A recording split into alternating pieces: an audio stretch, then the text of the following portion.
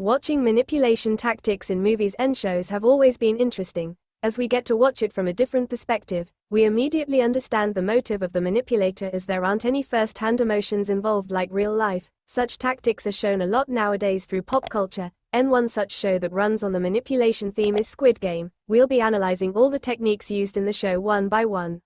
The core manipulation in Squid Game is about creating an illusion of fairness to mask a fundamentally unequal and exploitative system. The rich hosts get to have a sick game of human chess while the contestants believe they have a fair shot at a better life. First, we'll be discussing the manipulative tactics used by the masters of the game. Number 1. Exploiting desperation. The organizers don't force people to play. They find individuals who are so financially desperate, drowning in debt, betrayed by their own systems, that the risk of death seems a better option than the current life. They believe that they are consenting, but their choice is heavily manipulated by their circumstances. The core of this technique is recognizing a person's lack of options and using that leverage to control their actions or decisions, often with little regard for their well-being. Number 2. The illusion of choice. The game has a clause that allows players to vote to leave. The hosts present this as a sign of fairness and free will.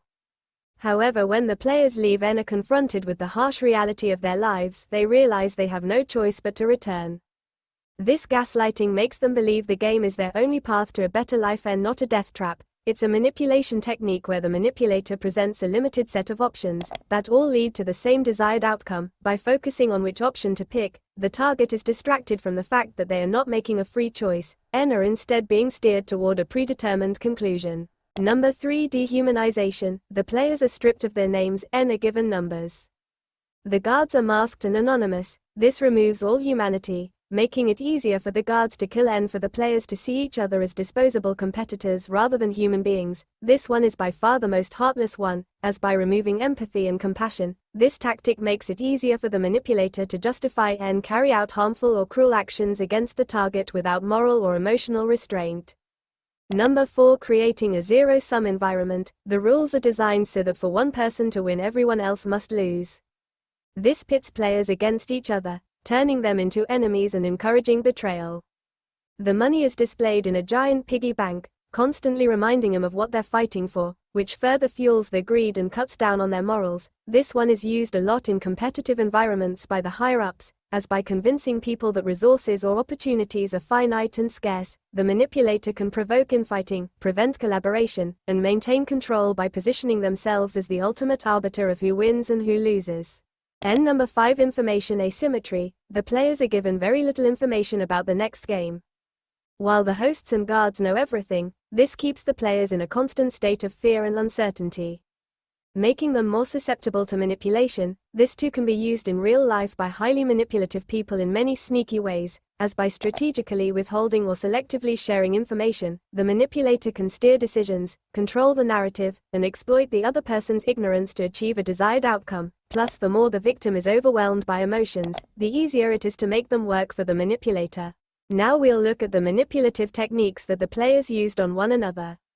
The game's environment is so brutal that players resort to their own forms of manipulation to survive. The first one is deceit and betrayal, as seen in the marbles game, where Sang-woo betrays Ali, reminding him of all the times he helped him, and very successfully convincing him to trust his calculative plan of saving himself. This goes to show that in an environment where survival is the only goal, loyalty and trust are luxuries. The second one is forming fragile alliances. Players band together in groups for safety and strength like in Tug of War or the Night Riots. But these alliances are built on really shaky grounds. They can be broken at any moment for personal gain. That can also be seen as players strategize before voting. Manipulators create such temporary and unstable partnerships between individuals who have little in common or a history of conflict. By making each person feel like the alliance is fragile and could break at any moment, the manipulator can maintain control, sow seeds of distrust and keep everyone dependent on him to maintain the delicate balance of power. The last one is feigning weakness. The most brilliant example is the old man player number 1 Nam. He pretends to be a frail and forgetful old man to gain the trust and sympathy of Gi-hoon, ensuring his own survival in games where he is at a disadvantage but also the mastermind. So this manipulation is on a completely different level. This technique is the easiest one to use but has many benefits, because when a person pretends to be less capable, knowledgeable or powerful than they actually are, to elicit sympathy or lower the other person's guard. By appearing harmless or in need of help, the manipulator can gather information, avoid responsibility, or set up a situation where they can seize power when the time is right.